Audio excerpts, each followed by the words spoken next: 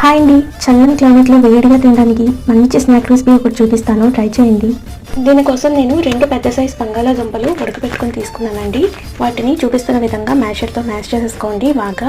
ఇప్పుడు అందులోనే ఒక పావు కప్పు బియ్యం పిండి వేసుకుంటున్నాను. అలాగే కొంచెం జీలకర్ర, కొంచెం కారం, కొంచెం ఉప్పు వేసుకోండి. వాటన్నిటిని బాగా మిక్స్ చేసుకోవాలి. చపాతీ ముద్దలా చేసేసుకోండి.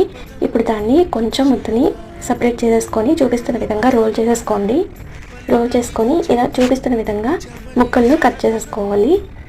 ఇలా సిలిండర్ షేప్లోని చేసేసుకోండి. ఇదే విధంగా చపాతీ ముద్ద మొత్తం ప్రిపేర్ చేసేసుకోండి. ఇప్పుడు వేడివేడి ఆయిల్లో ఇలా చూపిస్తున్న విధంగా ఒకదాని తర్వాత ఒకటి వేసేసుకోండి. ఇప్పుడు వీటిని వేసిన వెంటనే కదిపేయకుండా ఒక 2 మినిట్స్ అలాగే ఉంచి తర్వాత అటు ఇటు కదుపుకుంటూ గోల్డెన్ బ్రౌన్ కలర్ వచ్చేంత వరకు వేగించుకోవాలండి. ఇంతేనండి, సింపుల్ రెసిపీ, చాలా ఈజీ. పిల్లలు అయితే చాలా ఇష్టపడి తింటారు. ఒకసారి ట్రై చేయండి. వీడియో నచ్చితే లైక్ చేయండి. Thank you.